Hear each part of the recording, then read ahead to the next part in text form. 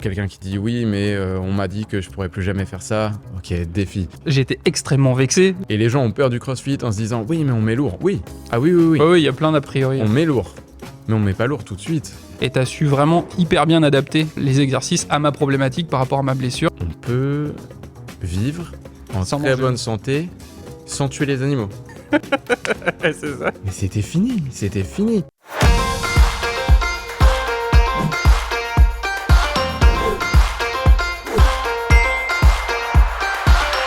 Bienvenue dans Ça déboîte, l'émission qui va au-devant des entrepreneurs pour essayer de comprendre leur fonctionnement, leur parcours et mieux les connaître. Aujourd'hui, on reçoit Romain Hogg. Enfin, tu nous reçois chez toi. Je vous reçois. Ouais. Ouais, dans ta box.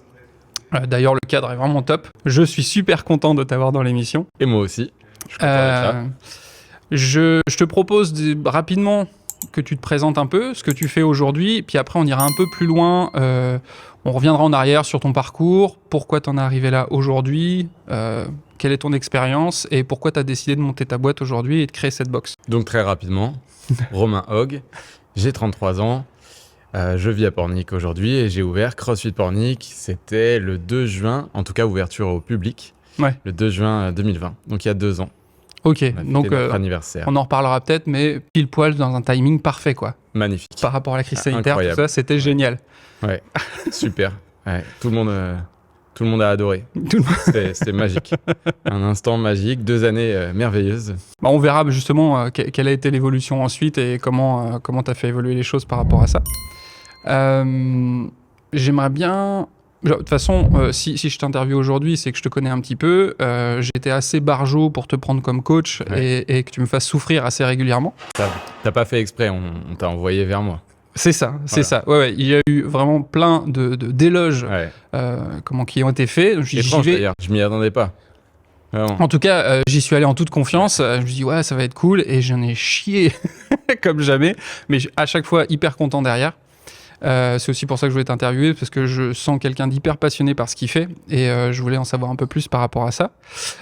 Mais avant d'arriver au CrossFit, est-ce que on peut revenir en arrière et même en revenant pas mal en arrière, Très en arrière. très en arrière, où je serais curieux de savoir le petit Romain, comment il était. Est-ce que déjà tu étais taqué niveau sport et est-ce que voilà, ton parcours a été plutôt cool? Est-ce que l'école c'était top? Enfin, tu vois, voir un peu comment mieux te connaître, quoi. Ouais. Il va falloir des étapes. Ouais, des étapes. Oui, en Non. tout cas, petit Romain sportif. Ouais. Premier enfant. Premier enfant. ça Ah oui, veut d'accord. dire que, voilà. T'es l'aîné d'une fratrie Voilà, de... Ma mère, elle est elle-même l'aînée. Et du coup, je suis le premier, je suis l'aîné, le premier petit-fils pour les grands-parents, le premier neveu. Donc, clairement, mon papy, il adorait le sport. Mon oncle, il a une école de voile. Ouais. Voilà. Donc, ouais, clairement, on m'a pris, j'étais un jouet. On m'a dit, viens jouer à ça. Donc, oui, le sport grandit avec, clairement.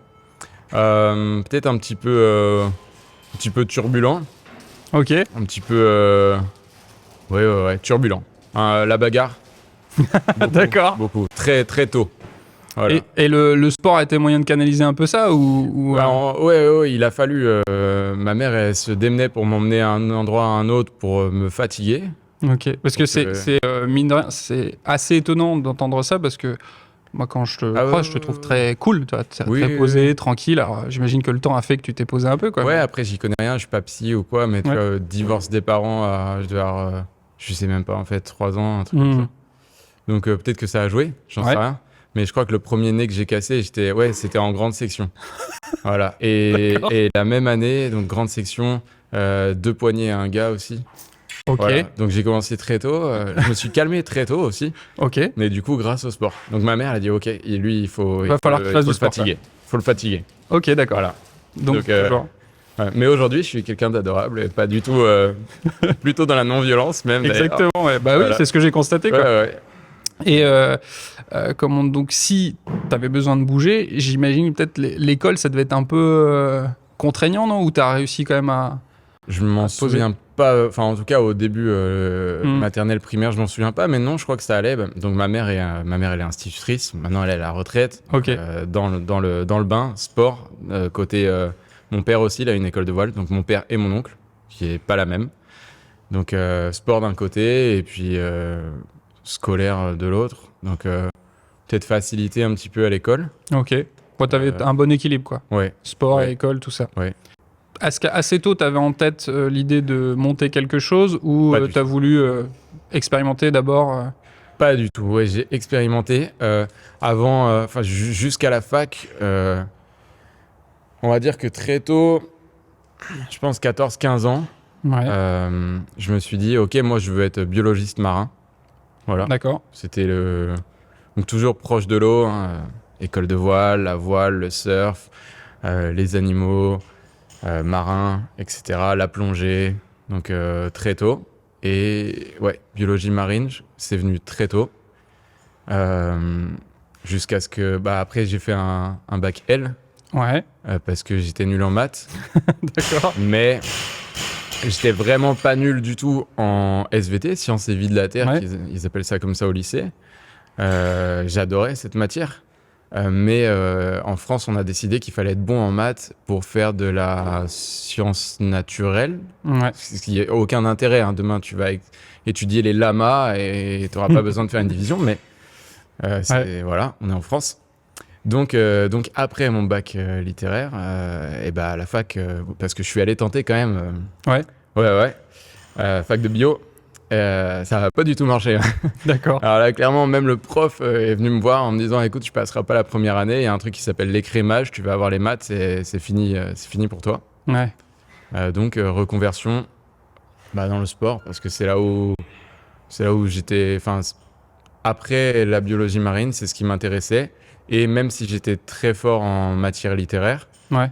moi j'ai dit à ma mère, je veux pas être prof, et il y a quoi comme métier en sortant de littéraire, journaliste, les journalistes aujourd'hui, même il y a 10 ans, ils font plus du journalisme.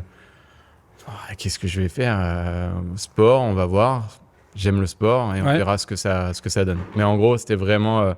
quand j'ai compris que je ne serais pas biologiste marin, là, il y a eu je crois que 2008.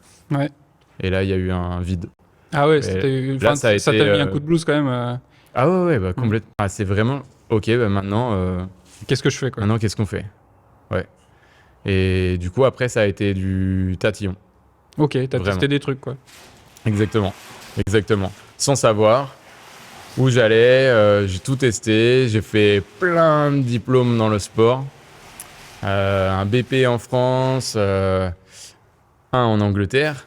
Parce que du coup, après donc 2008... Un BP, pour ceux qui connaissent pas, c'est quoi? Brevet professionnel, jeunesse et sport. En fitness, Ok. voilà. Avant ça, j'étais allé en Angleterre et je l'avais déjà passé en Angleterre. Ok. Puis cursus universitaire, la même chose dans le sport, plein de DU, diplôme universitaire derrière. Diète, première année de BTS diététique, voilà. Tu restais, on va dire, dans la bio, mais la biologie humaine et le corps, quoi. Ouais, c'est ça. Comment ça fonctionne. Voilà, c'est ça. Ouais, c'est ce que j'adore. Et ça a été quoi ton premier boulot au final? Prof de plongée. Prof de plongée. Ok, Ouais, d'accord. Prof de plongée, ouais. Le vrai Donc t'as passé job, ton employé d'état et tout. en plongée. Ouais. Ok. Donc mon premier, c'est ça, prof de plongée. Super, mais je ne m'attendais pas, encore une fois, j'adore la plongée, j'adore observer, etc. Mais être prof de plongée, pas du tout. Donc prise de conscience, tu te dis, ah ok, une fois que je suis prof, j'aime plus ça, en fait, j'aime juste plonger et observer. Mais Ok. pas du tout mon délire. Par contre, ça c'est vraiment dans l'éducation physique, ça par contre, oui, là clairement, j'ai dit, ok, là j'aime. C'est-à-dire que là, par contre, éducation physique, transmettre, enseigner, ça te plaisait plus? Complètement. Et après, il y a deux choses différentes. Ici, on fait du crossfit, les gens sont 10-12 par cours. C'est beaucoup. On est dans l'animation, la correction, on essaie de faire en sorte que les gens progressent sans se blesser. Mais on va pas vraiment plus loin sur la réathlétisation, la rééducation, mobilité, etc. Ce qui est plus la partie qui m'intéresse. Donc ça se fait plutôt en individuel. Ouais. Et ça m'intéresse énormément. Donc... parce que je fais une petite coupure justement sur le côté individuel. C'est que Alors, j'ai été extrêmement vexé parce que j'ai voulu reprendre le sport après plusieurs années où j'avais l'excuse d'être devenu papa, donc je me suis empâté, ce qui n'est pas une vraie excuse. On peut trouver le temps si on veut tout le temps pour faire du sport. Mon background d'ostéopathe faisant, je me dis je vais reprendre, je vais y arriver, etc. Et j'ai repris trop fort, trop vite, je me suis fait très mal et j'ai pas voulu perdre cet élan. Je me dis putain, c'est trop con quoi, faut que je relance. Et je me dis quelle est la meilleure façon de faire, c'est d'être accompagné en fait. Pour le faire. J'ai eu de très bons retours te concernant et donc j'étais hyper content. On a déjà fait plusieurs séances et tu as su vraiment hyper bien adapter les exercices à ma problématique par rapport à ma blessure pour que je reprenne confiance, pour que je sois à l'aise et que je relance cet élan de sport, etc. quoi. Donc déjà pour ça, cool, merci. Rien. Et on sent vraiment que tu t'adaptes bien, tu fais attention, tu es à l'écoute, t'arrives quand même à pousser la personne pour qu'elle sorte un peu sa zone de confort, mais t'es pas non plus à lui gueuler dessus façon Colel Trotman, quoi. C'est cool, quoi. Ça dépend des gens aussi. Peut-être que tu identifies qu'en fonction des personnes, on a besoin plus ou moins de telle ou telle motivation. Complètement. Oui, il y a des gens qui viennent avec une estime d'eux qui est plus basse que le sol. Mais qui ont clairement des aptitudes... des bonnes aptitudes, ouais. Très, très bonnes. L'âge gueule, c'est juste pour... À un moment, il faut que la personne sorte de sa zone de confort. Il y en a qui le font facilement, et d'autres qui ont une limite, un plafond de verre qui est très en dessous de ce qu'ils peuvent faire. Et là, il y a qu'un seul moyen. Faut pousser un peu, quoi. Ouais. Et ensuite, ils se rendent compte, ils se disent « Oh, j'ai fait ça !» Mais oui, mais ce serait jamais arrivé sans gueuler. Mais il y a des personnes comme ça. Ouais, faut bien s'adapter. Tu connais Marie? Ouais. Clairement. Voilà. Ouais. Elle m'a dit qu'elle adore te pourrir aussi en retour. Elle hurle. Ouais. Mais elle, clairement, voilà, elle est très douée, ça bouge très bien. J'ai rien à faire, entre guillemets. J'ai pas à la préserver, c'est l'inverse. Ouais. La pousser. Ouais. Voilà. Donc ça dépend des gens. Tu t'as identifié que tu aimais transmettre plutôt lié à l'éducation physique, l'hygiène de vie aussi, j'imagine. Je vois ton t-shirt vegan gypsy, donc c'est des choses que tu réfléchis à l'alimentation, tu as une conscience sur certaines choses aussi. Donc plongée. Ouais. Ensuite, qu'est-ce qui s'est passé? On a déjà discuté un peu ensemble. Je sais qu'il y a eu différents. Pas du tout aimé le côté d'enseignement de la plongée. Donc j'avais déjà le BP anglais, parcours universitaire, BP français, DDU. Et là, je me suis rendu compte que j'aimais vraiment ça, enseigner le sport. Donc voilà, je me suis lancé. J'ai fait plusieurs expériences. J'étais à Biarritz, donc je travaillais dans une thalasso, une salle de sport dans une thalasso, Talmar, à Biarritz, pendant pas mal d'années. Ensuite, j'ai eu une opportunité de devenir responsable d'une salle de sport. Freeness, l'enseigne Freeness à l'époque, c'était 2015 à Bordeaux. Donc, responsable d'une salle, gestion des plannings, recrutement des coachs, un petit peu de coaching. Et du coup, à l'époque, moi, je faisais pas les cours, j'aimais pas trop les cours fitness, j'ai jamais trop aimé. Donc, je laissais les autres coachs faire ça et moi, j'avais monté du cross-training. Ok. Voilà. Et ça, j'ai adoré. Je me suis dit, c'est plus intéressant que le fitness. On est sur des amplitudes complètes, on est sur des mouvements fonctionnels. Ça, c'est un élément aussi que j'ai découvert parce que je connaissais pas assez le CrossFit. C'est cette notion de mobilité. Vraiment qui est hyper importante et j'avais pas ça en tête et que je trouve vraiment génial et qui a beaucoup de sens par rapport à ma profession d'ostéopathe où je pense qu'il y a beaucoup de kinés qui commencent à en parler aussi. Et je trouve, quand c'est bien fait, c'est hyper important pour... Derrière, tu as un confort de vie. Et le premier élément, je te l'ai dit, ce qui m'a motivé à reprendre le sport, c'est que je voyais mon premier enfant devenir de plus en plus athlétique. Et me dire, à un moment, il va mettre la pile, je vais pas pouvoir le suivre et même je vais louper des moments de bonheur avec lui parce que je vais être à la ramasse.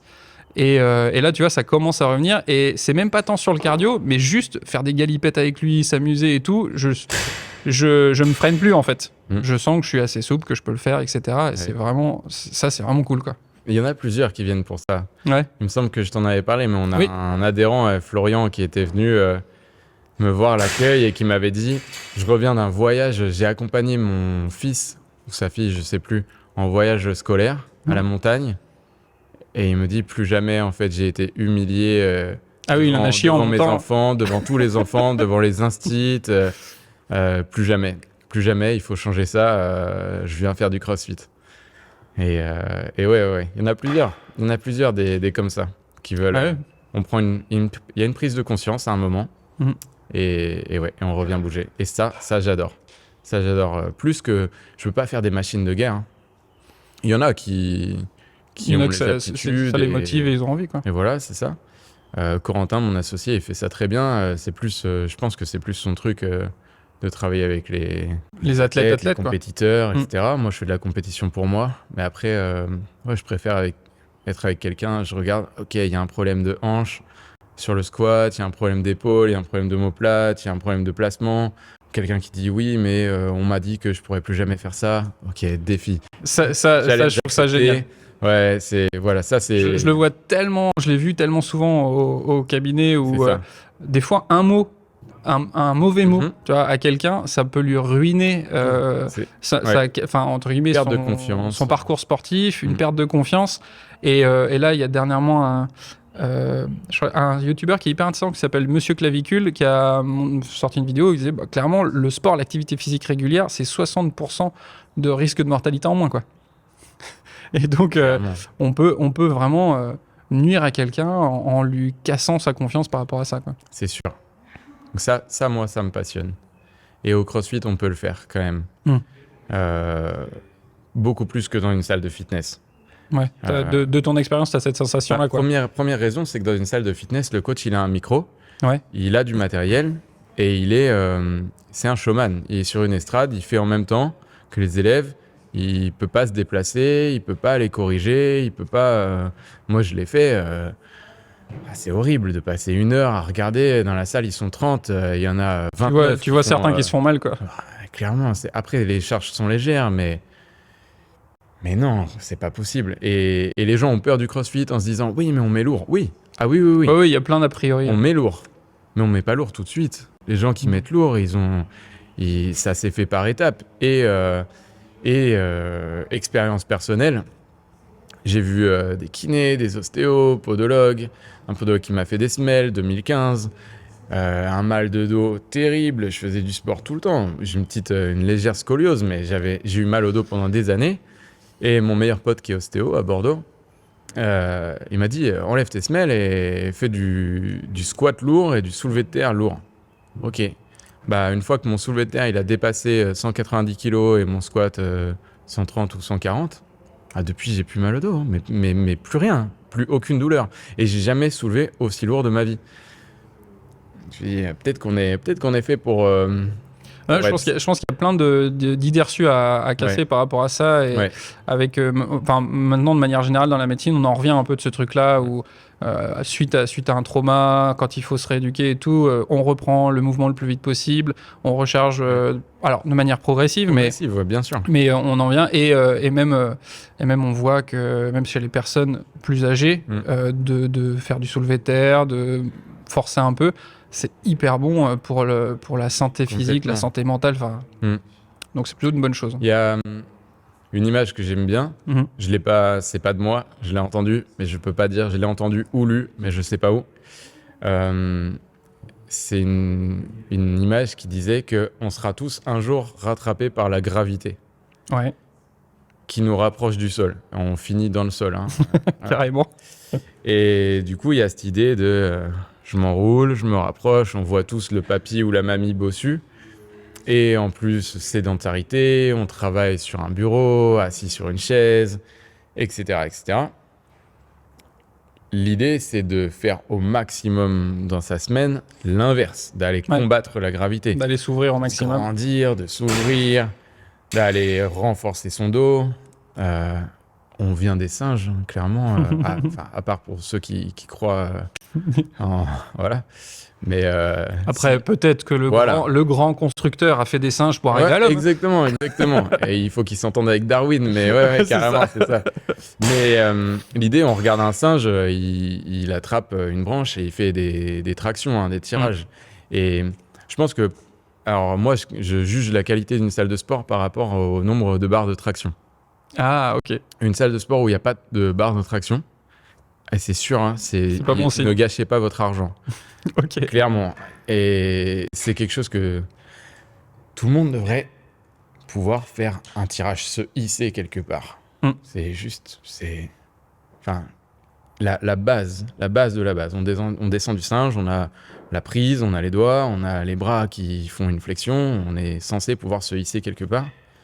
Et je sais pas, je donne toujours aussi une autre image, dire un jour on te court après, il faut que tu t'enfuis et il y a un mur, Il faut réussir à regarder. avec le mur tu montes, voilà, et si ça peut te sauver la vie, fais une traction, juste une.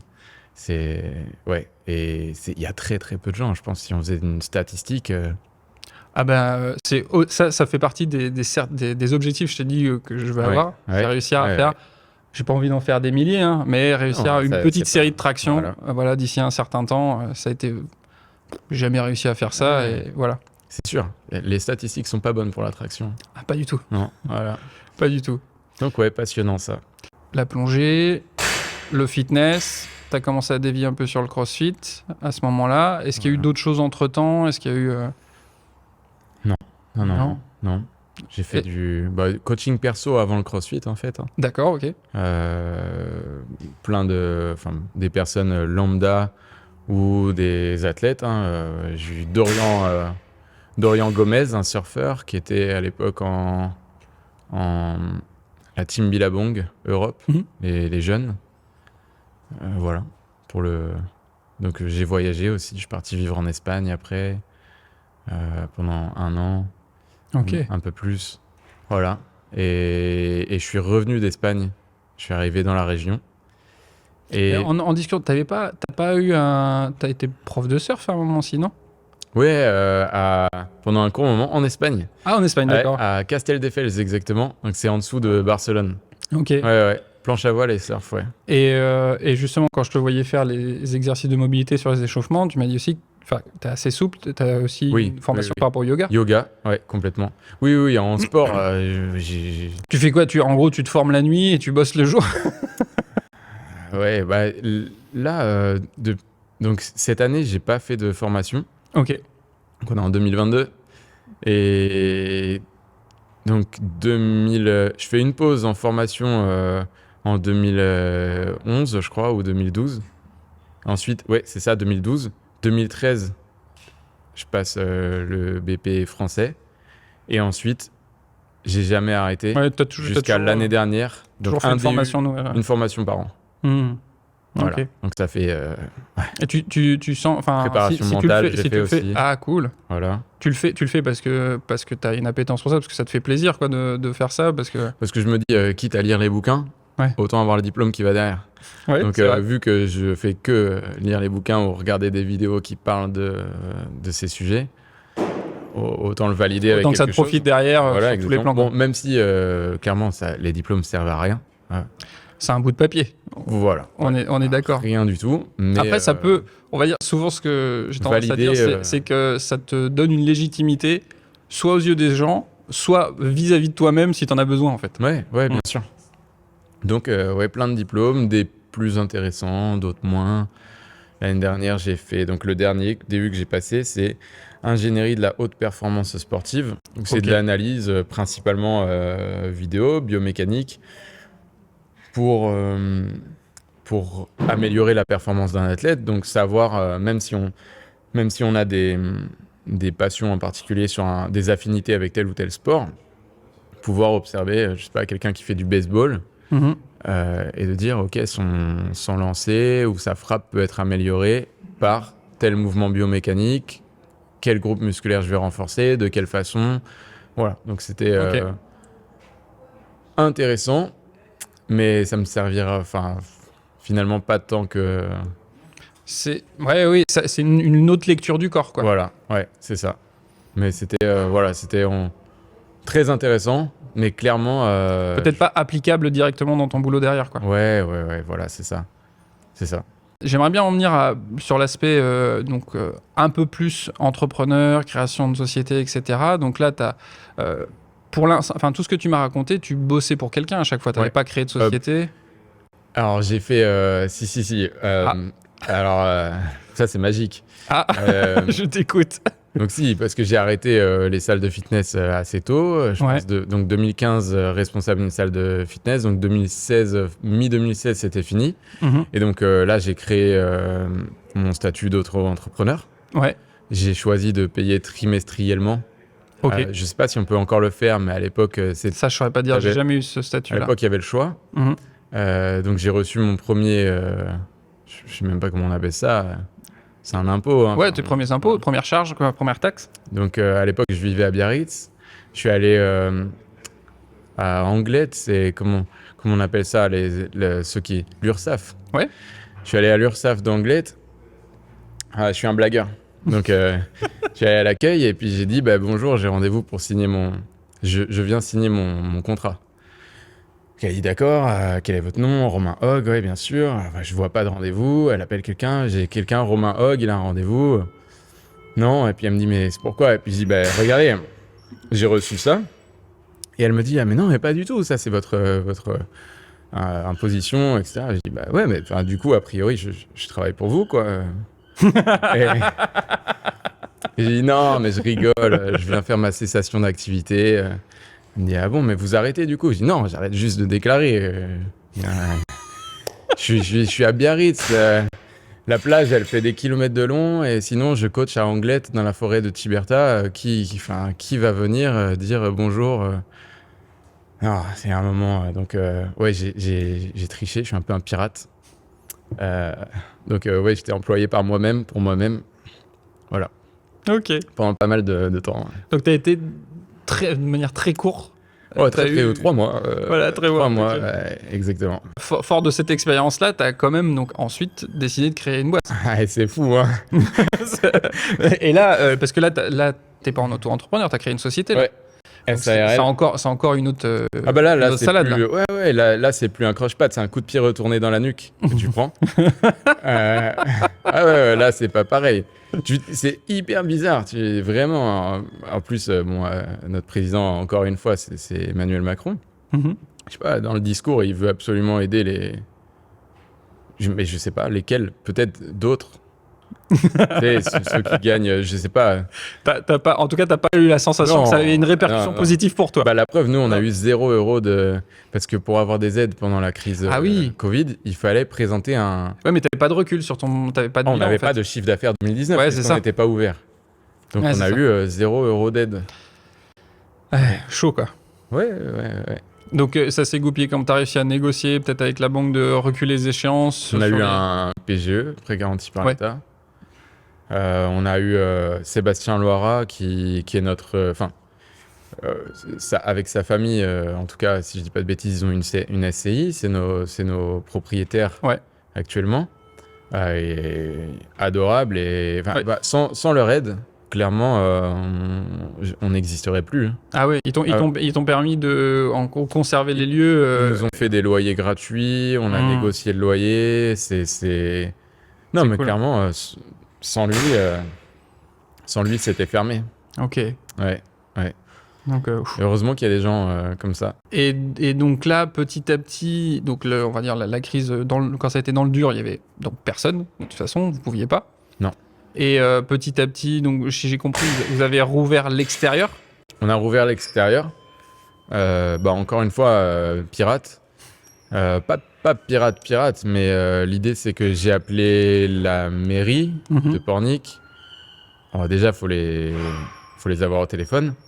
Mais en gros, quand je les avais au téléphone, on sait pas, on est perdu dans le flot total. Je pense que tout le monde était un peu dans Ouais. le flou. Hein. Complètement. On va pas se jeter la pierre. Il faut appeler Jeunesse et Sport. J'appelle Jeunesse et Sport qui me dit absolument pas, c'est pas nous, il faut appeler votre mairie. Je rappelle la mairie et la mairie, elle me dit il faut appeler. C'est les 12 travaux d'Astérix là. C'est ça. Il fallait appeler à Saint-Nazaire, là, comment ça s'appelle la sous-préfecture. Ouais. Donc j'appelle la sous-préfecture de Saint-Nazaire. La patate a jamais été aussi chaude. Oh mon Dieu, on n'en sait rien. Ok. Donc ce que j'ai fait, c'est que je suis allé voir la gendarmerie en disant, voilà, On va se réunir à l'extérieur pour on faire va du sport. des Quoi. cours. On a fait 6 personnes maximum Ok. à l'extérieur. Est-ce qu'on aura des problèmes ou non? On m'a dit non. Et on n'a pas eu de problème. Ils passaient de temps en temps, hein, en plus devant, en voiture. Et ils voyaient qu'on était espacés, qu'on était 6. Ok. Jamais eu. Ils faisaient coucou de temps en temps. Ah, c'est vrai, jamais eu de. Mais après, on a beaucoup de chance. Hein. Encore une fois, on est à Pornic. L'ambiance est plus cool, Je connais quoi, peut-être. des gens qui ont eu beaucoup moins. Beaucoup moins de D'autres salles, chance. peut-être, où c'était plus Ah galère. oui, des salles, ouais, il y a des gens. Enfin, il y a des salles dans la région parisienne, en tout cas, qui ont. À Nantes aussi, je pense que c'était plus Ouais, puis compliqué. Hein. potentiellement en ville, moins de zones extérieures possibles aussi, peut-être, pour pouvoir bosser. Ou... Ouais, zone extérieure. Ou alors, il y a une salle en région parisienne. Ils ont fait des cours en extérieur. Donc, le nombre autorisé de personnes. Et donc, le CrossFit, c'est un sport où on est en groupe. Mais chacun a sa barre, chacun a ses haltères. C'est individuel. On s'entraîne tous en même temps, mais c'est individuel. Et le fameux gérant de cette salle a eu une amende à l'époque. Et quand il a eu la convocation, il s'est rendu compte qu'il y avait marqué... Donc, il a eu une amende qu'il a contestée. Ils l'ont reconvoqué plus tard et ils ont changé l'intitulé de l'amende en disant qu'il avait pratiqué un sport collectif en extérieur. Ok. Donc, il a payé une amende. Donc, ouais, il y a des endroits où ils ont eu moins de chance. Hein.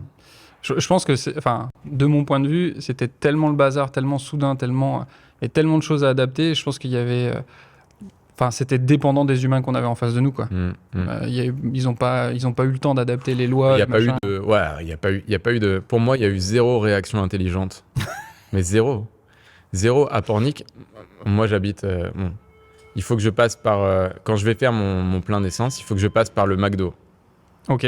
Un endroit où je conseille aux gens de ne jamais aller. À moins de, je sais pas, d'avoir envie de tuer ses enfants ou de choper un truc, voilà. Non, mais clairement, sinon. Bref. Et donc déjà, le McDonald's, il a eu le droit de réouvrir avant nous, pendant une crise sanitaire. En tout cas, McDo ou pas McDo, des fois, on peut se poser la question de la cohérence par rapport à la réflexion sanitaire et la santé des gens. Quoi. Incroyable. Oui. Ouais.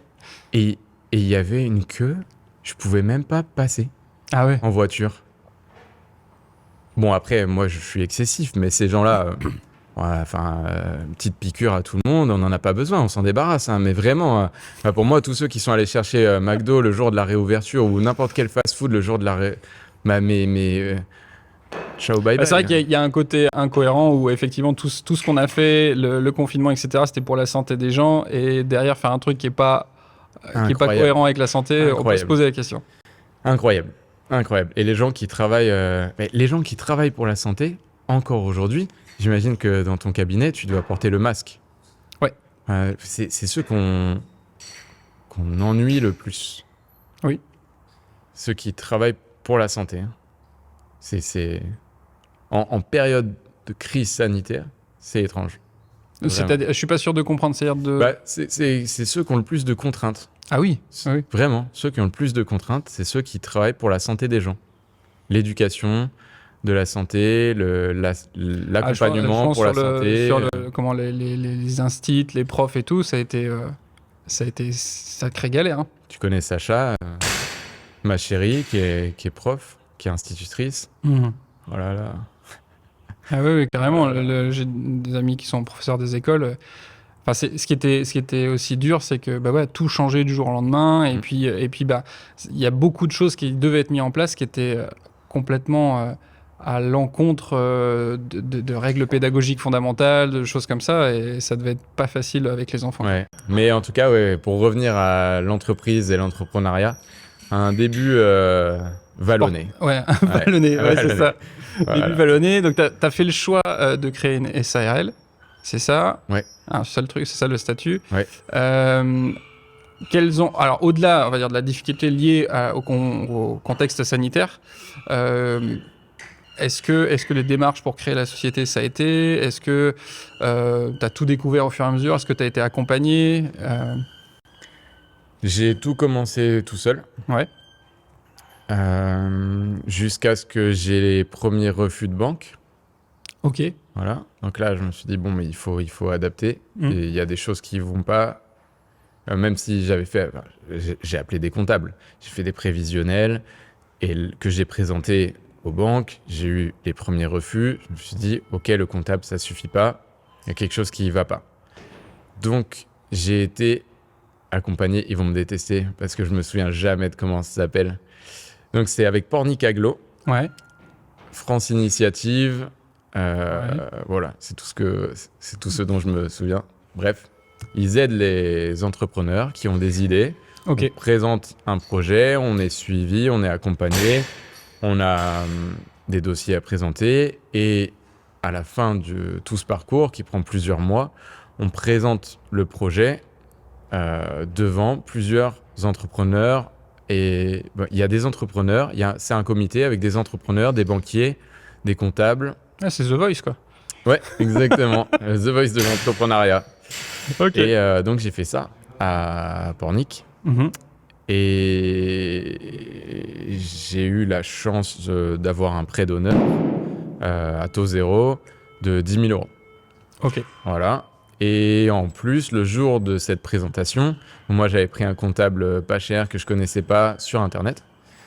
Et il y avait le cabinet In Extenso, Ludovic Mocudet, qui était là ce jour-là et qui du coup a récupéré le bébé. Et il m'a dit, on va l'améliorer. D'ailleurs, à l'époque, j'étais pas en SARL. Donc lui, il m'a dit, déjà, on va changer ton statut. Et ensuite, bon, grâce à lui, c'est passé. Et voilà pour l'idée de Donc, départ. trouver les bonnes personnes, c'est important, quoi. Pour être bien conseillé et pas faire d'erreur. C'est un groupe fermé et les bonnes personnes, elles sont pas si nombreuses. Et ouais. Je pense que dans l'entrepreneuriat, c'est très important. Maintenant que je me penche dessus, parce que c'était pas du tout, il y a 2 ans, c'était pas du tout mon truc. Mhm. D'ailleurs, ça me faisait marrer les gens sur Instagram. Tout le monde s'appelle entrepreneur. Ah oui. Instagram, Ah il bah, y a si le tu veux vraiment nom, rigoler, prénom, en dessous entrepreneur et tout le monde est entrepreneur. si tu veux vraiment rigoler, c'est pas Instagram, c'est LinkedIn.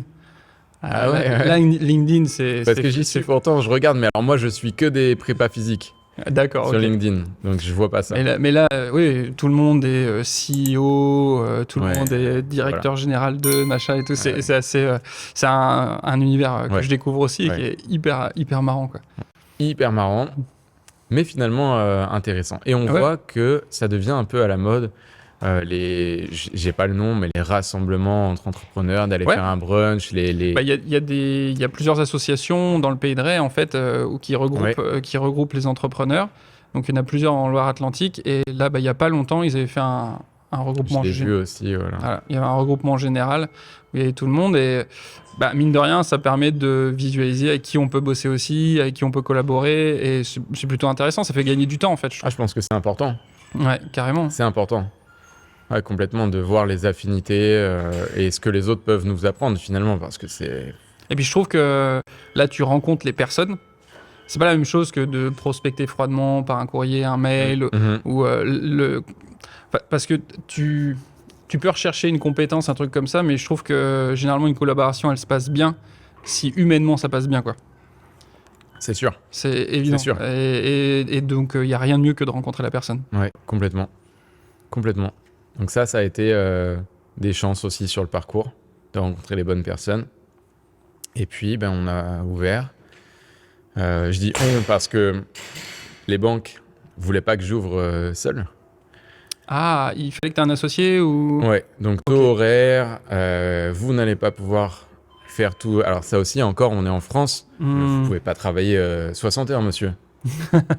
Ah bon? Bah, Même si je trouve qu'avec le temps, ça, j'apprends à m'organiser ouais. et je pense qu'on peut ne pas travailler 60 heures pour que ça marche. Mais au début, quand tu débutes, et puis même quand, enfin, je sais pas, quand tu es passionné par ce que tu fais. Naturellement. Voilà, c'est ça. Naturellement. Bah, comment par rapport à la vidéo, enfin, je vis ça tout le temps. En fait, je me lève le matin, j'ai envie d'apprendre, soit de me former, soit j'ai envie de créer un nouveau projet, soit je vais bosser pour un client, etc. Et en fait, je me pose pas la question des horaires, Ouais. en fait. Non, Ah, clairement. Mais après, on est peut-être aidé par des gens qui aiment pas leur métier, donc c'est possible. Ça, je sais pas. Mais bon, donc il vous faut un associé. Ok. Et là, ça a été une période un peu dure avec les banques où ou que c'était pas logique pour moi. Je leur disais, mais si je trouve un associé, ça vous arrange? Oui, mais ça fait une personne en plus à payer. Et en France, quand on paye quelqu'un, Ça coûte cher. j'ai vraiment non-sens complet, mais bête et méchant. J'ai dit ok, d'accord. Et donc je connaissais Corentin de la salle. On était à CrossFit à Saint-Nazaire à l'époque, et je savais qu'il était coach, qu'il avait déjà été coach de CrossFit, pas loin d'Aix-en-Provence. Je lui ai dit est-ce que ça t'intéresse? Il a dit oui, et on est parti à deux. Ouais. Et les banques ont dit oui. J'ai dit ok. Bah, Bon. écoute, je vais pas vous demander pourquoi, la logique des choses derrière ça, mais ok. Et voilà. Et encore une fois, banque, on a eu énormément de chance. Ok. Si je peux la remercier, là, c'est Nausicaa, son prénom, notre banquière, qui est plus du tout, elle l'a été juste le moment qu'on ait un oui. D'accord, ok. En fait, la vie l'a mis devant vous à ce moment-là, puis elle est repartie. Complètement. J'ai pas rencontré un seul banquier sportif. Ah oui. Aucun, mais aucun, vraiment. Donc une méconnaissance de votre truc, quoi. Non, mais Mhm. méconnaissance complète, aucune idée de ce que c'est le CrossFit. Premier rendez-vous, deuxième rendez-vous, troisième, il a toujours pas regardé sur Google en 2 secondes CrossFit ce que c'est. Ça, j'essayais de rester calme, mais c'est pas mon fort. Et donc non, très compliqué, jusqu'à ce qu'on arrive un jour en rendez-vous. Elle avait 21 ou 22 ans, premier contrat en tant que conseillère professionnelle. Elle venait de Bretagne et elle faisait du CrossFit là-bas. Elle était à Pornic, il n'y avait pas de CrossFit. Et Elle nous, avait on qu'une envie, arrive c'est et que on t'ouvres la dit, boîte. on veut ouvrir une salle de CrossFit. Incroyable, mais magique. Je Trop me suis bien. dit, il y a quand même il y a une Mais force. tu vois, on en revient toujours à... T'as beau avoir des lois, t'as beau avoir des cadres, ça va dépendre de l'humain que t'as en face de toi, quoi. C'est que ça. C'est que ça à chaque C'est fois. que ça, c'est incroyable. Donc énormément Limite, de faudrait chance. dire, si ça passe pas... En fait, c'est pas que ça passe pas avec la banque, c'est que ça passe pas avec Avec cette la personne. personne. Ah, Donc mais en fait, complètement. c'est pas grave. Ouais. Est-ce que je peux voir un autre collègue, s'il vous plaît? Ah oui, oui, oui, non, mais ça c'est sûr. C'est sûr, sûr et certain. C'est que la personne. Elle était déjà... on a à peine ouvert la bouche, elle était déjà passionnée par le projet. Et elle revient souvent. Puis alors, Elle est en vacances, elle vient là. À ce moment-là, je connaissais pas le projet, etc. Mais dans mes patients, même moi, je me posais la question. En tout cas, on sentait qu'il y avait une envie de ça, en fait. Il y a, je crois qu'il y a une box à Saint-Brévin. Il y en a une à Saint-Nazaire. Ouais. Et après, il y en a qui y allaient jusqu'à Saint-Brévin, etc. Mais il y avait, je pense, vraiment le bassin pour ça ici. Ah oui, quoi. complètement. Bah, le jour où... L'histoire, c'est que j'étais à Saint-Nazaire, je faisais du CrossFit là-bas, je voulais monter une salle. À l'époque, à Biarritz, où j'ai visité des locaux, un local à Biarritz, sur lequel je me suis battu pendant plus d'1 an et la mairie a jamais voulu me le laisser. Ensuite, dans les Landes, et un local à Tarnos. Et je faisais des allers-retours tout le temps. Et bref, un jour, je vais surfer à je sais plus, Saint-Gilles-Croix-de-Vie, Saint-Jean-de-Mont, je sais pas. Et en revenant du surf, j'ai plus d'essence. Moi, je connaissais pas du tout Pornic. Hein. Je passais la route bleue. Ensuite, je rentrais à Saint-Nazaire. En fait, t'es arrivé ici parce que t'avais plus d'essence. J'avais plus d'essence. Et du coup, je sors à la zone de l'Europe. D'accord. Je vais au Leclerc. Et je suis resté peut-être 45 minutes. J'ai fait tout le tour. C'est quoi cette ville? Mais il y a du monde ici. Il y a des humains, il y a des êtres vivants. C'est quoi cette ville que je connaissais pas? Donc, je suis rentré à la maison, j'ai pris l'ordinateur, CrossFit, Pornic, il n'y a rien, CrossFit, la map CrossFit, sur le site CrossFit, on voit toutes les... Et il y a un énorme triangle entre Saint-Nazaire, Nantes et Challans en Vendée. Ouais, il n'y avait rien de... Rien du tout. À l'époque, il n'y avait même pas à Challans.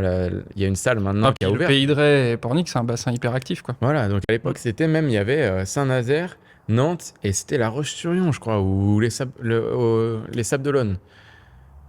Et je me suis dit, waouh, finalement, on arrête le sud-ouest, c'est mort. En plus, il y avait déjà plein de salles à l'époque là-bas. Et donc, on lance ça ici. Et je regrette pas, c'est bien. Parce que c'est toujours un endroit, un bassin, comme tu dis, où il y a carrément un potentiel, ça explose, ça construit de partout, les gens viennent, point positif. Ça devient technique pour trouver des terrains même. Voilà, point positif ou négatif. L'entrepreneur dit point positif, l'être humain qui aime être tranquille dit que c'est négatif, mais point positif, les gens qui habitent en ville se sont rendus compte que c'était horrible de vivre en ville. Ah oui, oui.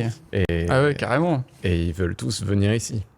Point positif pour eux, ils ont de l'argent. Et un 40 mètres carrés à Paris, ça vaut le prix d'une grande villa avec piscine à Bornic. Donc eux, ils se mettent bien. C'est vrai. Donc eux, ils sont très contents. Et ça, c'est bien aussi pour tous les commerçants. C'est sûr. Enfin, je vois pas comment ça pourrait pas fonctionner en fait. Et même au-delà du CrossFit, il y a. Alors peut-être que j'ai un biais de perception, mais je trouve qu'il y a un élan et une prise de conscience petit à petit quand même par rapport à la santé, par rapport au sport, etc. Il y a peut-être, on va dire, 2 groupes qui se scindent Ouais. et peut-être que l'écart est de plus en plus fort, mais j'ai l'impression quand même. Je suis moins, T'es moins optimiste. ouais, Ah ouais, beaucoup ok. moins. Bah, ça, je pense que c'est la sphère qu'on fréquente. Peut-être. Qui Oui, nous il y a donne sûrement un biais. l'illusion. Après, en fait, c'est simple. Hein. Il y a quelque chose que je fais pas hyper souvent, c'est allumer la télé.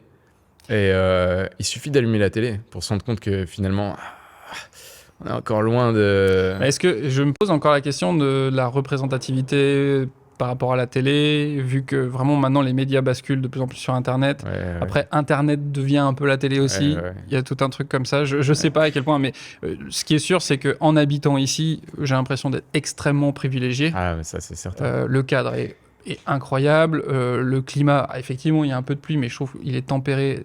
Enfin, je trouve ça génial, quoi. À Biarritz, il y a plus de pluie qu'ici. Ah ouais, ok. Bah, donc tu vois, Ouais. on a accès quand même à toutes les commodités. Il y a niveau sport, je trouve qu'il y a quand même des trucs, etc. Ouais. Si vraiment tu cherches un truc particulier, non, t'es pas loin. Enfin, on est très bien. Enfin voilà, pour moi c'est On a pareil. énormément de chance. On a énormément de chance. C'est ça. Vraiment. Et donc, je pense qu'on a un biais de perception par rapport à ce qui existe dans le reste de la France, quoi. Et dans le monde encore plus. Ouais. Et puis, par contre, là où je te rejoins, c'est que la minorité qui s'intéresse à la santé, la minorité qui s'intéresse à l'écologie, la minorité qui s'intéresse au sort des animaux, etc., s'y intéresse de plus en plus. Et devient spécialiste, voilà, ça c'est certain. Après, je pense toujours que c'est une énorme minorité et que la très grande majorité, à mon sens, s'en tape complètement le coquillard, comme on dit. Mais c'est ma perception à moi. J'ai l'impression aussi que, justement, comme nous, on est privilégiés, on s'en rend pas compte, mais qu'il y a pas mal de gens. C'est difficile, toi, de prendre du recul sur ce qui se passe et de comment dire, de penser aux animaux, à l'environnement, quand déjà, dans ta propre vie, tu galères à finir le mois, quoi. Tu vois ce que je veux dire que quand des fois t'es juste niveau seuil de pauvreté machin et tout, franchement déjà si j'arrive à survivre c'est cool quoi, ou à donner à bouffer à mes gamins. Je pense qu'il y a aussi cet aspect-là et il y a beaucoup de gens qui sont dans cette situation-là. C'est vrai. Et après je vois des gens qui roulent en Porsche Cayenne et qui en ont rien à secouer. Hein, ça, il y a ça aussi. Après il y a aussi des gens qui roulent en Porsche Cayenne et qui d'ailleurs, je crois que personnellement, je connais plus de gens qui roulent dans des grosses voitures, enfin des belles voitures et qui ont des belles maisons, mais qui finalement sont carrément plus éthiques et écologiques dans leur mode de vie. Et à l'inverse, je sais pas, je déteste les clichés, mais la personne avec le monospace, 12 enfants et qui achète des hamburgers surgelés, des crêpes Waouh, etc. Je pense que souvent c'est des fois une méconnaissance parce que quand pour essayer de réussir à bien manger mais pas non plus dépenser tout le budget dedans, en fait quand tu cuisines un peu tu peux y arriver en fait, ça peut se faire. Ah, complètement. Mais à un moment il faut s'y intéresser un petit peu, quoi. Faut avoir cette chance là. Enfin, je suis vegan, ça fait 14 ou 15 ans maintenant. Ah ouais. Ouais, bah 2000, je sais plus, 2008, 2009, ça fait longtemps. Qu'est-ce qui a été on va dire la bascule pour toi? Qu'est-ce qui t'a pris conscience par rapport à ça? Alors, je suis quelqu'un de très pragmatique. Ok. Je sais pas si c'est le mot. Il y a peut-être un autre mot. C'est sûrement un autre mot. Mais dis toujours, on va trouver. Dans tous les cas, un jour, j'ai été collé. Collé en cours, ouais. Et non, pas collé, viré, pardon. On me renvoie à la maison. Voilà. Je sais plus pourquoi, aucune idée. Et Un déclassé. il y avait un documentaire sur... ma mère était en train de faire le repassage derrière le canapé. Moi, j'étais sur le canapé et il y avait un reportage sur France 5. Et le reportage, c'était sur une maman canadienne qui élevait ses 2 enfants. Elle était végétalienne et ses enfants étaient végétaliens. Donc, on mange aucun produit d'origine animale. Ouais. Vegan, c'est le stade au-dessus. Je fais attention aux produits que j'utilise pour faire la vaisselle, pour me laver, pas porter de cuir. Voilà, c'est le style, le mode de vie, l'alimentation. C'est pas que sur l'alimentation, L'alimentation, c'est sur tout ce qui végétalien. entoure ta vie, quoi. Donc, elle était végétalienne. Et là, je me souviens de dire à ma mère, mais on peut vivre en Sans très manger. bonne santé sans tuer les animaux. Elle me dit, oui, Bah pourquoi on le fait? C'est ça. mais c'était fini. Alors, pas d'un coup. Bah, alors, on discutait en off aussi. C'est pas une excuse, mais je pense que, en plus, toi, tu me disais que Oui. manger, c'était juste mettre du carburant et repartir, et que t'avais pas de plaisir incroyable à manger non plus, quoi. Comme je te Donc, en disais gros, tout que ça à soit l'heure, de la c'est viande, ça. du tofu ou du maïs, tu t'en fous. Même le goût. Ouais, même Bah, le goût. Ouais, Je suis pas un épicurien. ouais c'est ça. Rien à faire. Manger, c'est une coupure. C'est une fonction, je suis quoi. en train de faire du sport, on m'ennuie, il faut que j'aille manger. Je suis en train de lire un truc, on m'ennuie, il faut que j'aille manger. Bref, il faut juste, il y a 3 repas par jour. Je l'ai fait, c'est bon, j'en suis débarrassé, tout va bien. Limite, tu voudrais faire tout d'un coup, puis c'est parti pour Voilà. la journée. Après, je fais attention à avoir Les bons apports. et tout. Je calcule rien, mais Ouais. maintenant je connais, donc logiquement. Mais c'est et qu'on soit omnivore, donc le régime classique sur Terre, ou végétalien ou végétarien, c'est hyper simple. Tout le monde s'inquiète, genre, oh mon Dieu, oh mon Dieu, oh mon Dieu. Et la plupart des gens qui s'inquiètent, la plupart qui me demandent si je vais pas avoir des carences, ils sont 1000 fois plus carencés que moi parce qu'ils mangent un légume une fois toutes les 2 semaines et que les vitamines, les oligo-éléments. Tu soulèves un truc hyper intéressant. C'est vrai que souvent on dit, bah voilà, ce qu'on a noté, c'est que voilà, peut-être il y a un complément en B12 qui doit se faire. Effectivement, faire attention à ça, voilà. Mais c'est vrai que. Comme tu le dis, en fait, la carence, elle est dans l'autre sens. C'est-à-dire que si tu manges pas de légumes, t'es hyper carencé de plein de choses. Tellement de choses. Tellement de choses. À part la B12 et le taux de protéines qui est peut-être un peu plus bas, et encore, je vais pas saouler les gens avec l'assimilation des protéines, parce qu'on parle toujours de « Ah, il y a combien de grammes de protéines ?» Ouais, mais combien tu vas en assimiler, Comment mon tu garçon ? l'assimiles, de quelle manière, etc. Voilà. Ouais. On va pas... Mais bon. Donc bref, on va voir dans l'avenir, mais tu me dis ça fait 14 ans, c'est ça ? Ouais. A priori, niveau t'as ce qu'il faut en protéines, quoi. Les muscles sont là. J'ai fait pendant les premières années, je faisais les prises de sang. Ouais, pour checker. 2-3 fois par an. Ouais, plus pour rassurer la famille. Ouais. Et puis ensuite, bah écoute. Ça roulait, quoi. Ouais.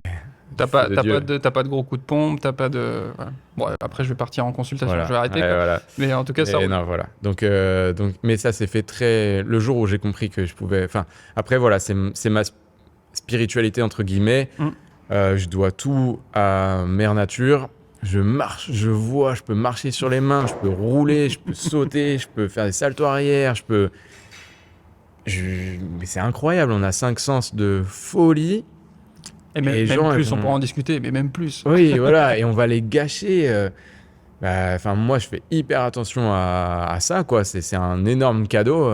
Peu importe qui nous l'a fait, ce cadeau, on choisit, ça c'est libre à chacun, mais c'est magique. Et il y a d'autres espèces qui ont eu le même cadeau, et qu'on les laisse tranquilles, clairement. Donc voilà, pour moi, c'était facile. Ma réflexion par rapport à ça, elle est vraiment pour moi, c'était la question du long cours. Beaucoup de retours où des personnes, au bout de 2-3 ans, en fait, où il commençait à y avoir des troubles de santé, des choses comme ça. Et en fait, malgré tout, quand on creuse un peu, c'est que le régime alimentaire, qu'il soit omnivore ou végétarien, il faut quand même l'équilibrer.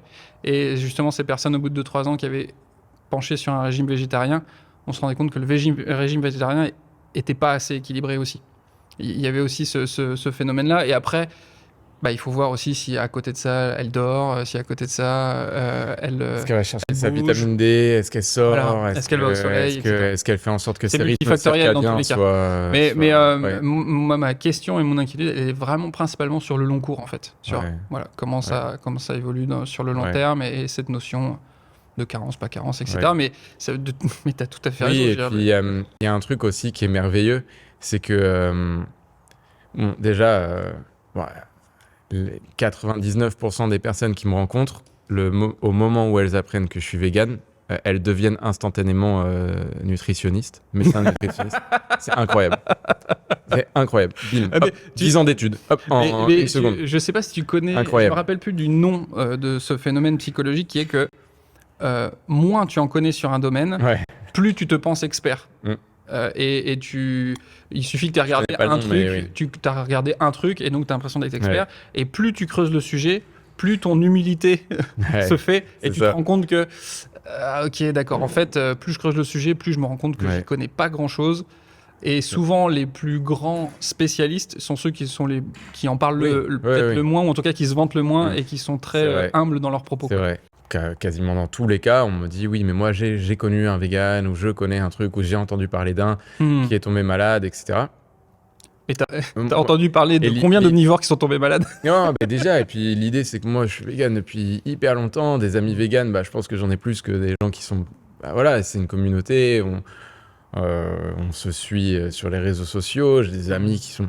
Et moi, j'ai pas vent de ces choses-là. Alors oui, j'ai eu vent de certaines familles un petit peu complètement tarées qui décidaient de devenir végétaliennes et qui filaient que des patates à manger à leurs enfants.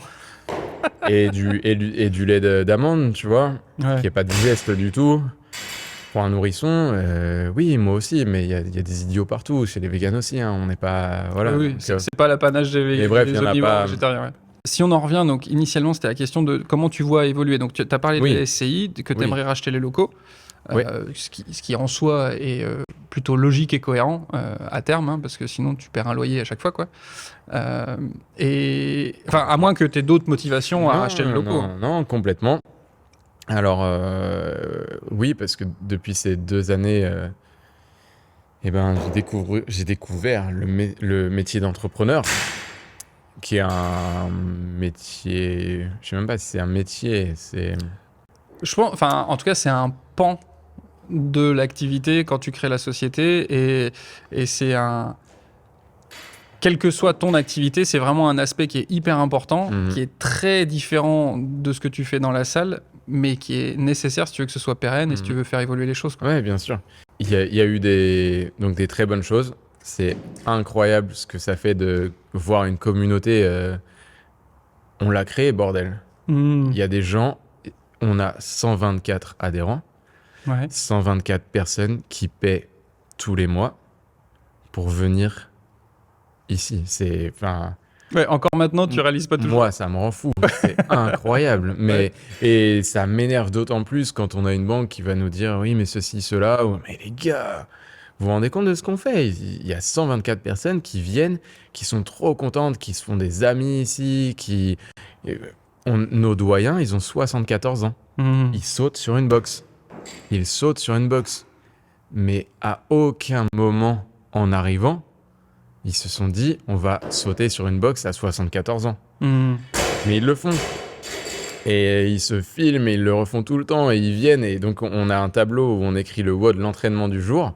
Ouais. Et donc, il n'y a pas de box jump, donc saut sur les box dans le WOD, Marc, Il est déçu. à la fin du WOD, non, mais il en prend une et il en fait tout le temps. Tout le temps. Mais c'est merveilleux de voir ça. C'est merveilleux de voir des gens qui font des choses qu'ils n'auraient jamais pensé pouvoir faire. Donc ça, Trop cool. c'est magique. Donc ça, c'est le super côté. Ensuite, il y a le coup de pied retourné dans la nuque, qui est que, en fait, ça, en France, c'est pas du tout valorisé et que ça rapporte pas d'argent. Enfin, les charges sont tellement importantes, Oui. les impôts, tu te fais courir après. C'est un film de zombie d'être Ouais, c'est ça, entrepreneur. t'es T'ouvres toujours une- obligé de grandir pour rattraper les charges et comme tu grandis, tu payes plus de Et on charges, t'aide etc. pas, etc. on t'aide pas, c'est faux. Hein. C'est faux, complètement faux. Le comptable, il m'a dit, vous serez moins imposé la première année. Je l'ai appelé en panique, la première imposition. Je lui ai dit, oh là là, ils se sont trompés. Il me dit, non, c'est ça. Je dis, c'est ça le moins. Les gars, vous êtes fous. Ce que j'ai trouvé C'est- dur sur ma première entreprise et ce que je trouve compliqué avec la comptabilité, et je pense que même pour les comptables c'est difficile parce que ça change tout le temps, c'est cette difficulté à anticiper les charges et de savoir un an à l'avance, ok, je sais que ça va être ça. Ouais. Les trucs sont calculés sur l'année précédente, t'as des rattrapages, des trucs comme ça. Et je trouve que... Alors maintenant, je suis devenu hyper précautionneux et donc en fait, je sais que quoi qu'arrive, dans ce qui rentre, il y a toujours un pourcentage qui va de côté et qui va rester de côté pour au moins 2 ans à l'avance. Mais c'est vrai que c'est un peu frustrant parce que tu dis, si je savais, peut-être que j'aurais pu prendre un peu plus pour investir, faire grandir, etc. Mais prise de conscience. Ok, ça va marcher. Ça marchera pas aussi vite que prévu. Et il faut trouver une solution. Solution, moi, je fais ce que j'ai toujours fait, du coaching perso. Ça me rajoute des heures. Hein. En tout cas, ça m'en enlève pas. Je viens sur les temps où je suis pas censé travailler pour faire du travail. Et les temps de plaisir où je pourrais être à la maison ou balader mon chien ou m'entraîner, bah parfois je fais un coaching. Mais bon, j'adore ça aussi. Ouais. Donc, mais pour vivre, il faut ça, parce que l'entreprise ne rémunère pas encore. Et est-ce que tu as une... on rentre peut-être un peu dans les chiffres, c'est un peu qu'à ce moment, mais est-ce que tu as une visibilité sur, par exemple, à partir de quand, de combien d'adhérents ou de choses comme ça, ce sera en gros... Ok, ça tourne, ou... Enfin, tu vois, est-ce que tu as tu sais qu'il faut progresser de temps chaque année est-ce que tu as une idée là-dessus ou pas? Si on gagne, parce qu'après, ça va vite, hein, exponentiellement. Et après, on pourra en parler après, il y a cette notion de qu'est-ce que ça veut dire bien gagner sa vie. Tout est relatif. Hein. Exactement. Parce qu'il y en a qui sont contents d'avoir 1005 et il y en a, s'il n'y a pas 5000, ils n'ont pas atteint leur but. Quoi. Complètement. Ouais. Moi, je suis un peu de la deuxième option. L'argent, c'est le bonheur. Ouais. Et point barre. C'est tout. Ouais. Maintenant, il faut comprendre comment on en obtient, comment on en gagne. Et ça, c'est récent, hein, clairement. Donc, c'est toutes ces épreuves qui m'ont... Donc, voilà, je fais du coaching. Je m'intéresse à ce qui se passe autour. OK, comment on fait? Et donc, là, il y a des choses qui arrivent, des personnes qui m'ont influencé, des bouquins... Et je réalise que, en fait, un passif, un actif, et que j'ai fait les mauvais choix. Pas les mauvais. Pas les mauvais pour la société, parce que je trouve que c'est super bien ce que je fais pour les autres. Pour moi, c'était ridicule. C'était idiot. Si je me dis que je l'avais fait pour moi, c'était pas le bon choix. Donc maintenant, il faut rebondir. J'ai fait quelque chose pour les autres. C'est très bien, on a créé une communauté, les gens sont heureux. Maintenant, il faut que je crée un truc pour moi. Est-ce que finalement, c'était pas quand même la bonne solution si tu as une vision long terme? C'est-à-dire que c'est hyper intéressant de créer cette communauté, quitte à ce que tu vives un peu chichement au début, mais d'avoir ce truc solide au début fait que plus tard, tu vas pouvoir avancer avec quelque chose de plus solide et qui te permettra d'aller plus loin. C'est possible. En tout cas, c'était une épreuve qui, sans ça, j'aurais pas fait les démarches et je serais resté, quelqu'un de lambda qui s'intéresse juste à gagner assez pour être à zéro à la fin du mois. c'est ça. Ouais. Mais quoique dans le coaching, j'ai toujours bien vécu. Hein. J'ai jamais fait partie de ça, mais voilà, c'est pas merveilleux. Et en tout cas, toujours des passifs, des revenus passifs, et même encore aujourd'hui. Et maintenant, l'idée, c'est ça, c'est OK, il y a des gens qui gagnent de l'argent quand ils dorment. Ça serait quelque chose toujours en lien avec le sport ou tu as d'autres idées par rapport à ça? Beaucoup, véganisme. OK. Accompagnement des personnes dans une transition. Intéressant. Ouais, alors, ça ne m'intéressait pas du tout. Je trouve ça compliqué de toucher à la bouffe parce que dans le sport, il n'y a pas d'émotionnel. Dans le mouvement, il n'y a pas d'émotionnel. Il y a pas... Les personnes, elles écoutent, elles appliquent, c'est plus simple. Dans l'alimentation, il y a tellement d'émotionnel, on est tous différents. On a tous ces Madeleine de Proust et on a tous Après, je serais nuancé sur le fait que dans le sport, il peut y avoir un impact émotionnel. Tu sais, quand on disait qu'on pouvait détruire la confiance de quelqu'un sur sa possibilité de faire les choses, c'est vrai. Je pense qu'il y a un petit peu de ça, mais sur la nourriture, c'est encore plus fort. C'est dur. C'est encore plus fort. Je voulais pas y toucher. Mais j'ai beaucoup de questions là-dessus. Bah ouais. Et je t'en parlais. Moi, pour le coup, j'adore manger. Et justement, il y a toujours cette question de faire un truc vraiment bon, parce que si c'est bon, j'ai de la satisfaction et donc j'en mange moins. Ouais. si c'est pas bon, en fait, pour avoir mon taux de dopamine et de sérotonine, j'ai besoin d'avoir plus, quoi. Et c'est un vrai truc que je bosse en ce moment, parce que ça me pose question, même vis-à-vis de moi, mes patients, mon entourage, etc. Mais ouais, je pense que si tu tends vers ce truc-là, t'auras pas le choix, soit d'en parler, soit de t'associer avec quelqu'un par rapport à ça, ou en tout cas, il y aura des verrous à faire sauter, quoi. Ouais, complètement. Mais ça va être ça. J'ai beaucoup de demandes, sans même en avoir... Ah ouais, Ouais, j'ai cool. beaucoup de personnes qui m'ont dit, ok, transition, végétalisation de l'alimentation, Mais comment on fait, quoi? comment on fait? Et oui, je suis crédible. Donc, Ah bah, oui, voilà. Donc, même si je voulais pas au début, je me suis dit, enfin, clairement, encore une fois, bah, je le fais, si, pour moi, pour l'argent, et pas pour moi, parce que je pense que c'est... T'as la légitimité. Après, Ouais. c'est comment tu le mets en forme pour que ça soit Voilà. efficace, Et intéressant puis, pour les gens, quoi. perso, moins les gens mangeront de produits animaux, mieux je me porterai, mieux la terre se portera. Donc, si je peux mettre ma pierre à l'édifice là-dedans, carrément. Carrément, ouais. Carrément. Donc ça, c'est les projets Des beaux projets. à partir de juillet, mi-juillet, là. Ok. Et Mise en place, c'est ça. ça va se formaliser comment? À moins que pour l'instant tu veuilles pas en parler, mais Non, donc là, j'ai créé mon EURL, donc une autre société. t'arrêtes plus en fait. Ouais, et puis, on est d'accord, pas d'auto-entrepreneur. Hein. Ça, c'est le pire statut français. Je sais pas, il y a peut-être des... Ça marche souvent quand c'est une activité secondaire, Ouais. ce genre de choses. Mais vu que t'es taxé sur ton chiffre d'affaires et pas ton bénéfice, très vite, si tu dois investir, ça vaut plus le coup, quoi. Ouais. Donc, EURL. Et ensuite, donc, ce sera coaching. Il y aura plusieurs...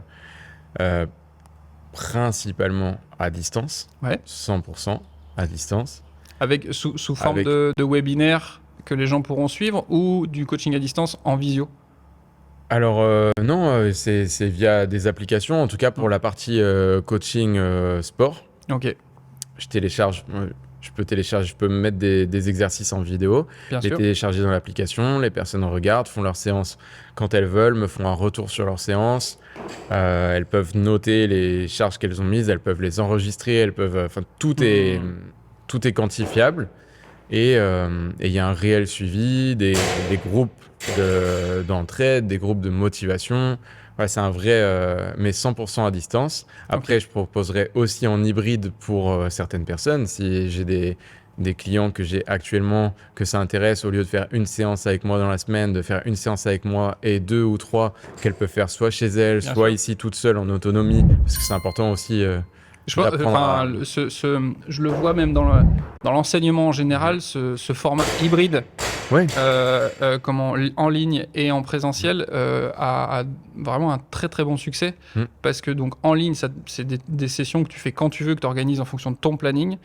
Et l'avantage du présentiel, d'avoir vraiment la personne en face qui affine et qui personnalise vraiment pour toi et qui te donne les bons conseils, etc. Je trouve que c'est un super compromis, quoi. Je pense aussi. Donc, ce sera ça. Et suivi alimentaire. Ouais. Et là, 100% individualisé. L'idée, c'est pas de suivre quelqu'un sur 2 ans. C'est de le rendre autonome. Autonome. Ouais, je trouve ça génial comme idée. C'est de l'éducation. C'est comme un diplôme. C'est apprendre, donner les bases, donner à la personne. Et en plus, il faut que la personne, elle pratique toute seule. Hein.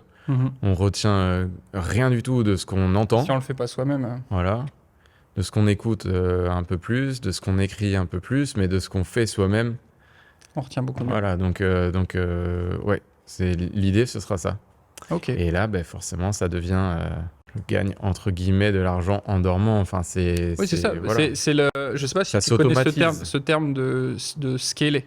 Ouais. Voilà. C'est quand pour un effort similaire, tu arrives à gagner plus. Ouais.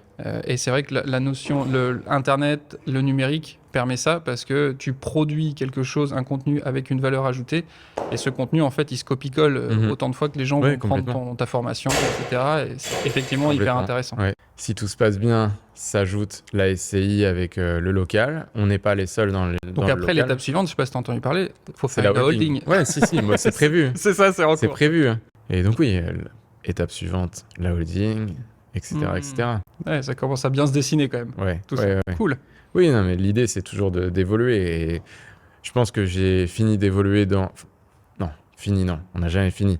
Et je suis pas... Il y a des gens bien plus doués que moi en prépa physique, etc.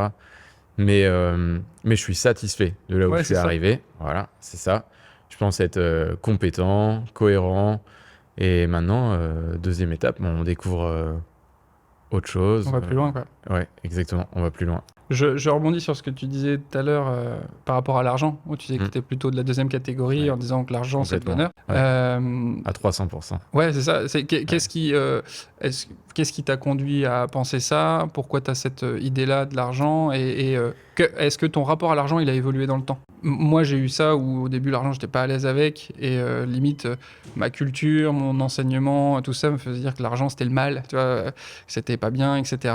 Et aujourd'hui, je le vois comme un moyen d'obtenir des choses, un moyen de créer, de faire des projets, etc. C'est pas une fin en soi, mais que en gros ça t'offre une certaine liberté en fait. Bah pour le coup, j'ai un frangin et on a été élevé par une mère célibataire, institutrice, donc c'est pas un mauvais salaire. Non, mais quand t'es tout seul Sauf avec que, des enfants, ouais, clairement, je l'ai pas vécu comme. faut calculer un peu les trucs quand même. Hein, parce que quand tu rencontres des gens, tout quand j'étais gosse ou quoi, ah ta mère est prof, ouais ça va, ça va, ça va. Les gars, je sais pas où, mais venez à la maison. Ouais. Voilà. Donc, et puis après, bon, mon papy, paix à son âme, mais ça a été la grande image de ma vie.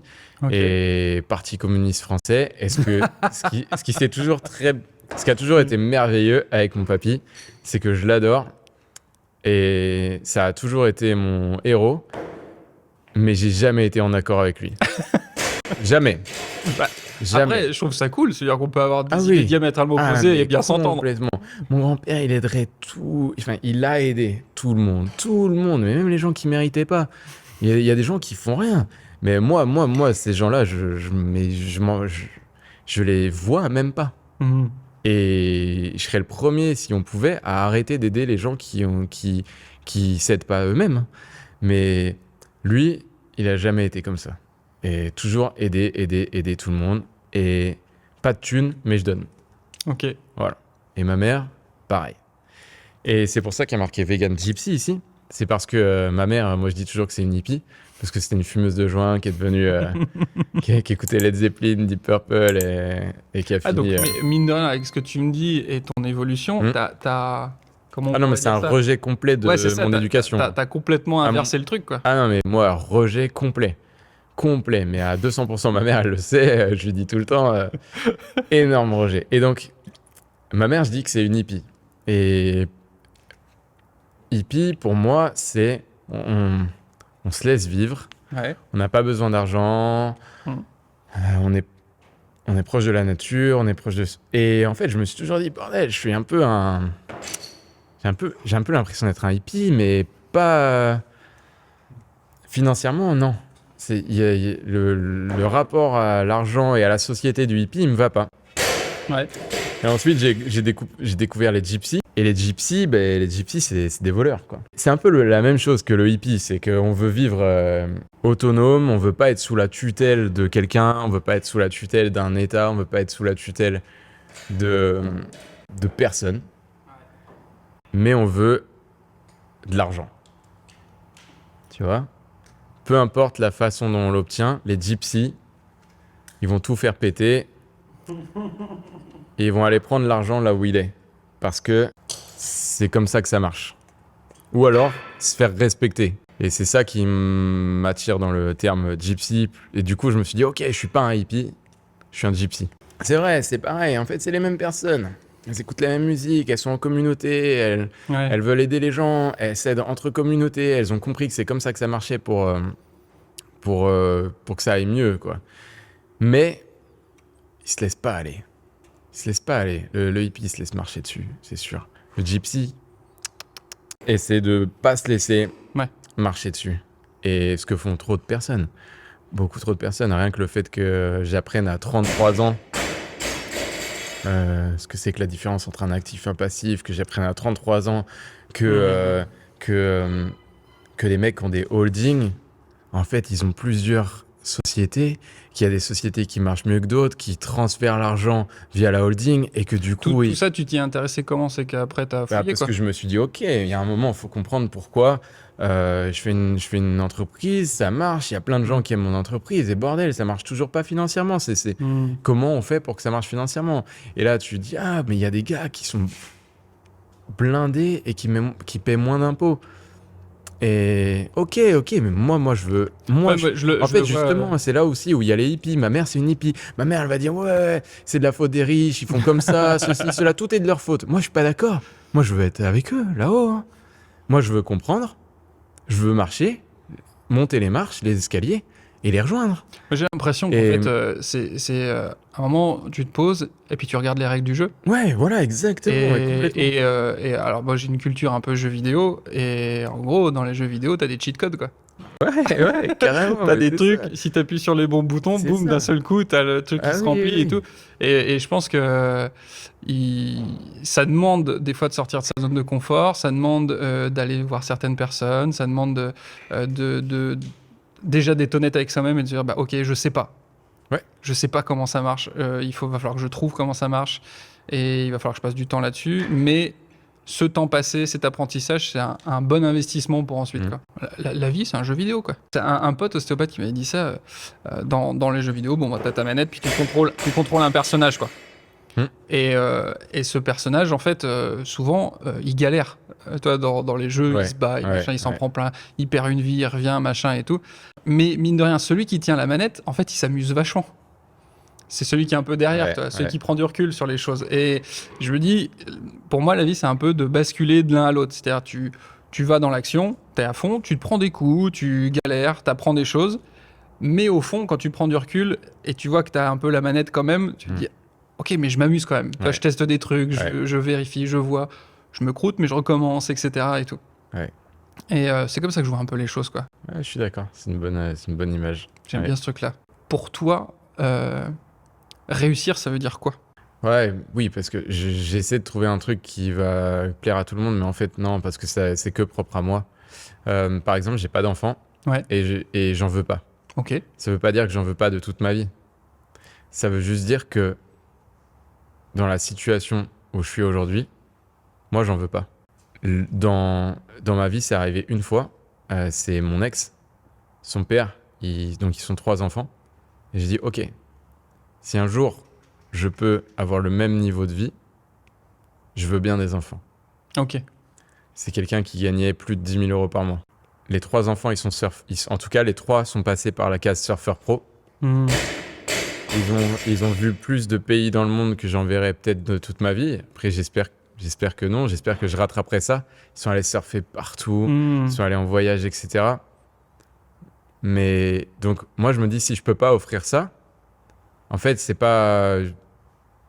Ouais, ce sera pas mon délire d'avoir un enfant. Okay. Si je peux pas passer beaucoup de temps avec, si je peux pas l'emmener découvrir le monde, profiter, si je peux pas... Si je dois faire des sacrifices encore, déjà, depuis que je suis ici, je trouve que je surfe pas assez souvent. C'est loin, je fais 45 minutes de route pour aller en Vendée. Et je me dis, un sacrifice en plus, c'est pas... Voilà. Mais du coup, l'argent, encore une fois... L'argent ou le temps, tu vois, le temps c'est de l'argent, c'est pareil, donc il me faut du temps, il me faut... Donc ouais, je sais pas, la réussite c'est d'avoir du temps et de l'argent à dépenser pendant ce temps libre. Ouais, je te disais tout à l'heure, moi c'est avoir un maximum de liberté. Ouais. C'est-à-dire que pour moi, tu parlais de jeux vidéo avec des cheat codes, j'ai l'impression que l'argent ça permet d'avoir des raccourcis en fait. Et de gagner du temps et de pouvoir et de pas avoir de limite dans la créativité que tu peux avoir dans tes projets, etc. Oui, voilà, oui, complètement. Ça t'ouvre toujours des portes, quoi. Tu peux voyager. C'est à chaque fois que je rencontre des gens intéressants, ils ont voyagé. Enfin, c'est vrai que beaucoup de gens, enfin, oui. C'est pas une règle immuable, mais une personne qui a vu du pays. Souvent, ne serait-ce que d'avoir vu d'autres fonctionnements en fait. Tu te rends compte que ton fonctionnement n'est pas le seul. Ça te fait prendre du recul. C'est ça. T'es plus tolérant, je trouve, aussi. Oui, ouvert d'esprit. Voilà, c'est ça, ouais. Complètement. Donc, mais alors je mets les pieds dans le plat. Ouais. Ça peut être un peu en contradiction avec tes valeurs écologiques de bouger beaucoup, de voyager. Après, ça dépend comment tu voyages, évidemment, mais toi, la notion de bilan carbone, si tu prends l'avion, si tu vas à droite, à gauche, etc., je sais pas par rapport à ça où t'en es. Le truc de faites attention à votre chauffage, votre énergie et tout. L'exploitation, parce que il n'y a pas d'autre mot. L'exploitation des animaux, donc tout ce que ça induit, l'élevage, la consommation en eau, la déforestation, les gars, je peux mettre mon radiateur autant que je veux, tant que vous ferez tourner des machines pour mettre une vache la tête en bas 30 000 fois par jour et lui sectionner la horte, les gars, mon petit radiateur dans la douche, tout ça, ça pollue, mais de très très loin. C'est 3 fois plus que tous les moyens de transport réunis au monde. Ouais, tous les moyens. Il y a une échelle qui est pas du tout la même entre l'échelle particulière de l'individu et celle de l'industrie, quoi. C'est important. Il faut que les gens aient des actions écologiques et en tout cas une prise de conscience sur je laisse pas l'eau couler. C'est important. Mais si tu continues à manger 10 steaks dans la semaine, c'est... Oui, tu peux faire couler de l'eau longtemps. Mais voilà, c'est ridicule. Et c'est triste que ça se soit pas... qu'on le dise pas. C'est triste, hein. Je suis pas optimiste, moi. Pas du tout, hein. Ouais. Pas du tout. Pas du tout, du tout, du tout. C'est trop puissant, là-haut. Trop. Mais ouais, l'écologie... Oui, c'est pas parce que je vais prendre l'avion 2 fois par an. Hein, clairement. C'est pas ce problème. C'est pas ça, le problème. J'ai l'impression qu'en tout cas, c'est pas par ce biais-là qu'on sera le plus efficace. Non. Et quelqu'un qui va prendre l'avion, je sais pas, les voyages, ça te forge, les voyages, ça t'ouvre les yeux sur le monde, sur ce qui est beau. Je me dis que peut-être que c'est plus intéressant que quelqu'un prenne un avion et aille voir comment ça se passe quelque part pour se dire, tiens mince, si je ferais pas est-ce que je ferais pas des changements dans ma vie personnelle pour peut-être améliorer les choses. Donc finalement, je sais pas. En vrai, j'ai pas de grande réponse là-dessus. En tout cas, je trouve que c'est au moins important de se poser des questions. Ouais. De se renseigner un peu par soi-même, etc. par rapport à ça. Mais comme tu le dis, je sais pas à quel point la puissance des lobbies, machin et tout, en fait, je trouve que sur des sujets comme ça, que ce soit écologique, politique, etc., aujourd'hui, je trouve ça hyper compliqué de bien se renseigner et d'avoir des informations claires, en fait. Ouais. En fait, on a l'avantage et l'inconvénient d'avoir accès à tout, mais des fois, la bonne information est noyée dans un pataquès de fausses, d'intox, etc. Ouais. Et je trouve ça dur. Moi, j'ai un côté quand même cartésien. J'ai besoin, d'avoir des études, de vérifier tout ça. Et je trouve ça des fois compliqué, en fait. Donc, c'est bon, de plus en plus, ce que je te disais, plus je me renseigne, plus je sais que je sais pas, quoi. Et je reste souvent dans le doute sur plein de sujets. Et c'est aussi pour ça que j'adore aller interviewer les gens et aller les voir, pour avoir leur point de vue et comprendre quel chemin ils ont parcouru pour arriver à cette façon de penser, quoi. En tout cas, merci. C'était trop cool. Ça a été, mais je sais pas combien de temps. J'ai pas regardé l'heure. On a passé l'heure et demie. Ah ouais, mais bordel. C'est passé hyper vite. On a digressé souvent, mais en fait, à chaque fois, c'était top. Tu couperas les moments pas intéressants. Il y en a pas mal qui sont intéressants, donc on verra bien. Si on devait proposer aux gens s'ils veulent se renseigner, s'ils veulent te suivre, etc. Donc il y a la box CrossFit, il y a le site avec les coordonnées qui sont là. Est-ce que tu as d'autres, je sais pas, éventuellement un Insta, quelque chose sur lequel les gens peuvent te suivre? Mon site internet à moi et ma page Insta, c'est Vegan Gypsy, je crois. Ok. Tu vois, j'ai mis le t-shirt. Voilà, Vegan Gypsy. Et il me trouve, normalement. Bon, bah très bien. Je te souhaite que tout ce plan d'action puisse se dérouler sans accroc. Et on touche du bois, on croise les doigts, tout, C'est la ça. peau de singe. Parfait, Les on a la gypsies, totale. ils sont plutôt superstitieux quand même. Ouais. Non, mais c'est en cours et j'espère que ce sera. Ouais, on refera une vidéo quand ça aura fonctionné. J'aimerais bien, tu vois, Dans j'aimerais un bien, an, toi, Quand j'aurai la holding, la SCI, c'est ça, je le viendrai dans un gros URL. cigare. Non, pas de cigare. Non, c'est pas bon pour la santé. Ouais, Non. exactement. Non, je sais pas, une énorme carotte que tu croqueras. Ouais, très bien, les carottes. C'est ça. Carrément. Et tu viendras Ouais. dans ton van de luxe Ouais. que tu auras pimpé pour pouvoir Il est faire bien, le le tour mien. du monde. Il est bien, mon van. Je le connais pas encore assez. Ouais, il est très bien. J'ai vu que le volant était superbe. Il est trop beau. Bah, comme le short. Comme le short. Exactement le même. Ouais. Voilà. Et ouais, carrément. Si ça fait envie, on a envie de voir comment ça va évoluer, quoi. L'émission se termine. C'était vraiment cool. Merci, Romain. Parce que je trouve que tu livres les choses telles qu'elles sont et telles que t'es, donc c'est vraiment top. Merci à toi. Donc voilà, Ça déboîte se termine pour cette 7e émission. Si vous voulez suivre, c'est sur Facebook, Insta, YouTube, etc. Si vous avez des questions, des commentaires, n'hésitez pas à les laisser, parce que moi, ça peut me donner des idées pour les futures émissions. Et puis, je vous dis à la prochaine. Ciao!